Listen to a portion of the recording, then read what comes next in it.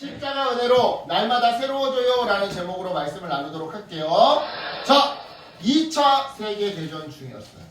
필리핀은 일본군의 공격으로 함락되고 말았죠. 상황이 이렇게 되자 당시 필리핀을 방어하던 미국의 더글라스 메가더 장관은요, 어쩔 수 없이 필리핀에서 철수할 수밖에 없었는데요. 철수하던 날 그가 남긴 말이 있었어요. 나는 돌아올 것이다. I shall return. 메가더의 이 약속은요, 단순한 말이 아니라 필리핀 국민들에게는 희망과 회복을 약속하는 선언이었는데요. 실제로 2년 뒤에 메가더는 약속을 지키며 필리핀으로 돌아왔어요.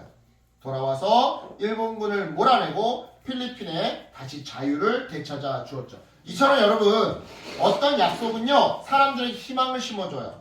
다시 말해 실제로 회복을 선물해주는 희망의 말, 약속의 말이 있더라는 거죠. 그에 대한 증거가 바로 오늘 우리가 살펴볼 호세아 14장인데요. 호세아 14장을 보면요, 이스라엘 백성들은 자신들의 죄로 인해 하나님과 멀어졌고요, 그 결과 삶이 무너지는 상처를 받게 되었어요. 하지만 동시에 하나님은 그런 백성들을 포기하지 않으시사 이렇게 말씀하셨죠.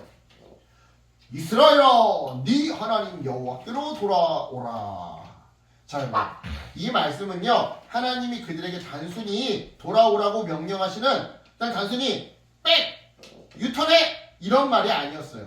그보다 한 발 더 나아가서 다시 새롭게 시작할 수 있는 길이 있으니까, 그리고 그 길을 보여줄 테니까 그 길로 나아오라는 일종의 회복의 약속이자 희망의 선포였죠.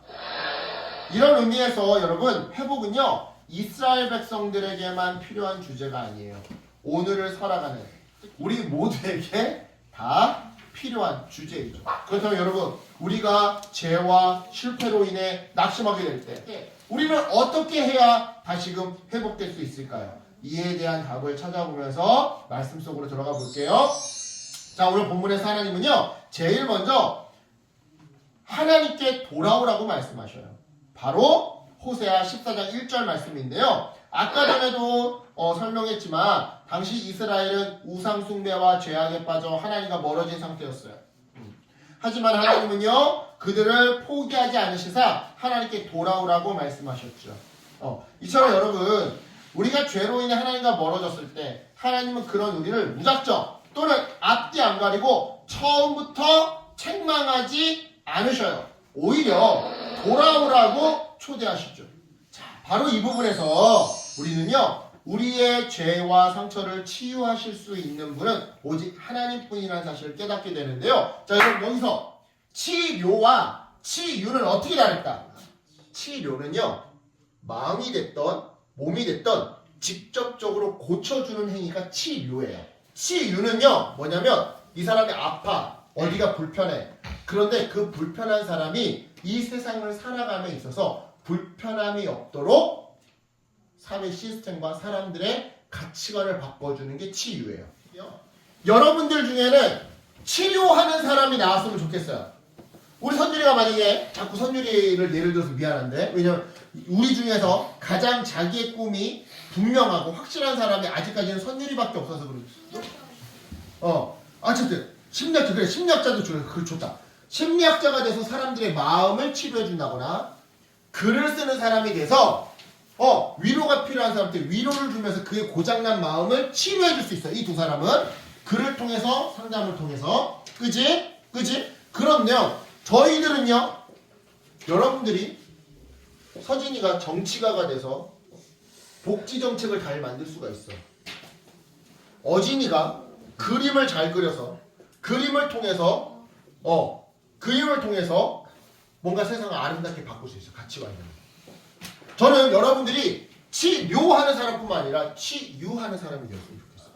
이런 이유 때문에 여러분, 하나님께 돌아가는 첫 걸음은요, 우리의 무너진 상태를 인정하는 일이에요. 인정하고 하나님을 신뢰하는 일이 하나님께 돌아가는 첫 걸음인 거죠. 그렇다면 여러분, 이처럼 하나님께 돌아갔을 때 과연 어떤 일이 일어나게 될까요?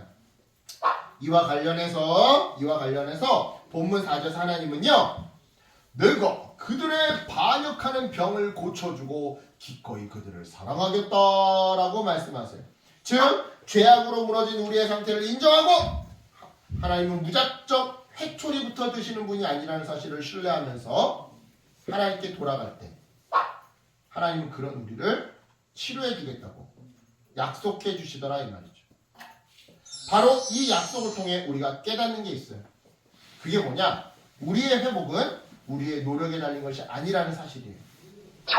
물론 우리의 노력도 상당 부분 필요하긴 하죠. 병에 걸리면 낫기 위해 운동도 하고 목사님처럼 음식도 조절하고 또 여러분들이 돈을 잃었어. 여러분들이 핸드폰 게임 너무 하다가 잘못해서 핸드폰 도박에 빠져가지고 돈을 잃었어. 그러면 핸드폰 도박 안 하려고 이제 노력도 하고 그리고 내가 빚진 돈 갚기 위해서 열심히 일도 하고 그렇게 노력을 해야 해요. 하지만 여러분 이게 되게 중요한데 제 얘기 잘 들어보세요. 우리가 노력할 수 있는 마음도 체력도 환경도 다 누가 주신 거다? 하나님.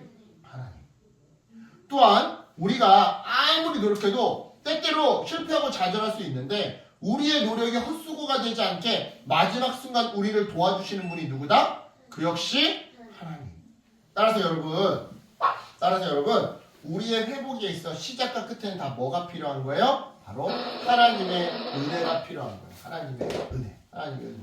그래요 여러분. 이처럼 우리의 회복은요. 우리의 노력이 아닌 하나님의 은혜에 달려있는 건데요.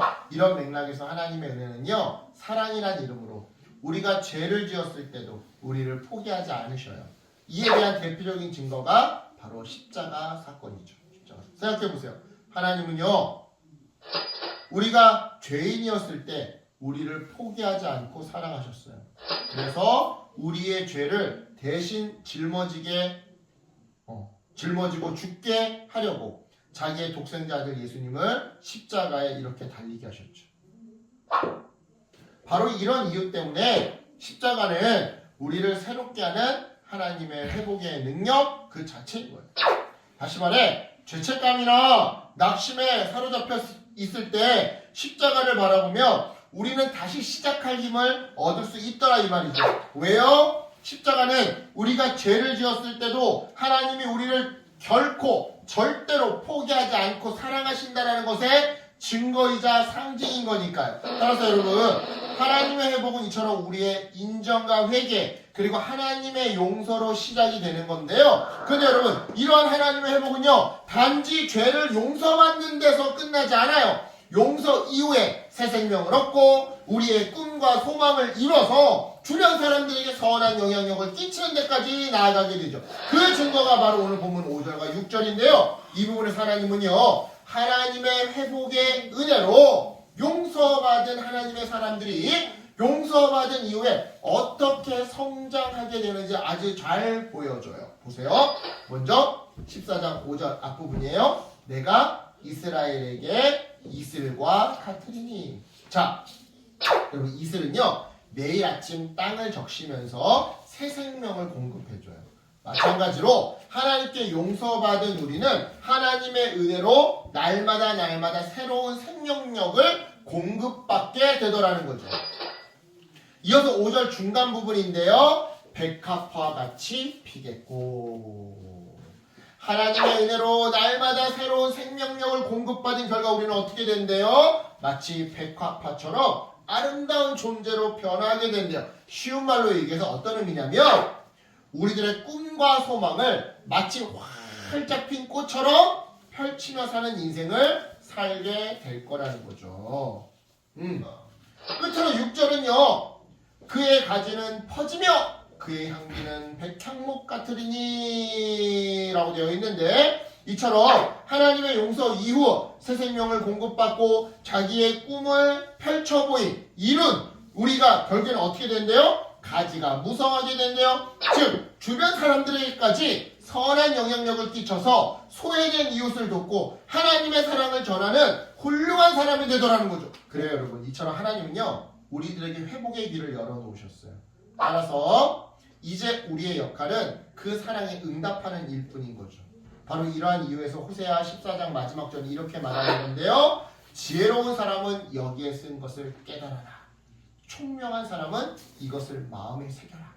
주님의 길은 올바르다. 그래요 여러분. 우리의 반응은요. 하나님의 말씀에 귀 기울이고 순종하는 것이에요.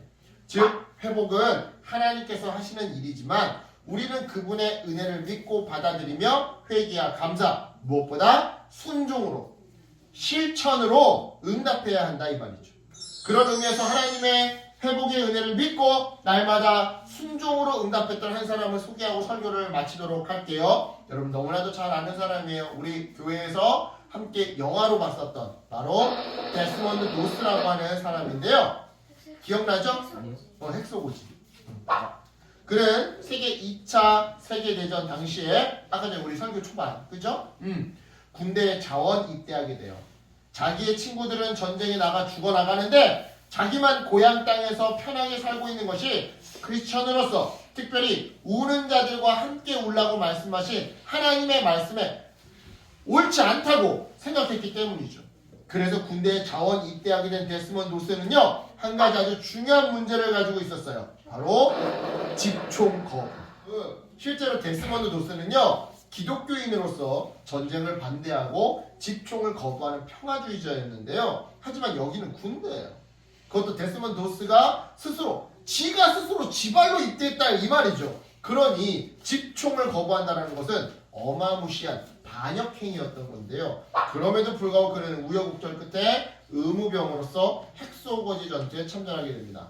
그리고는 총 없이 일본군의 총알이 빗발치는 최전선으로 달려가서 75명의 부상자를 살려내었죠. 이렇게 들쳤고 훗날 자신의 이 영웅 같은 행동을 회상하면서 그는 이렇게 말했는데요. 하나님의 은혜 없이는 불가능했습니다. 그래요. 데스몬드 노스의 삶은요. 십자가 은혜로 날마다 새로워지는 삶의 그 단적인 예를 너무나도 잘 보여줘요. 자, 지금부터 중요해요. 제 얘기 잘 들어보세요. 즉, 집총을 거부한다는 이유로 왕따를 당하고 실제로 이렇게 두들겨 맞고 이게 자기 동기들한테 두들겨 맞는 거예요. 정말 절망스럽던 순간에도 하나님의 은혜로 날마다 새 생명을 얻고 결국에는 총을 쏘지 않아도 아군에게 내 동료들에게 도움이 될 수 있다는 자기의 꿈을 이루면서 나아가 75명의 생명을 살린 데스먼드 도스야말로 자신의 연약함을 하나님의 능력에 내어 맡긴 결과 예수님의 사랑과 생명을 전하는 도구가 된 단적인 증인이더라 이 말이죠.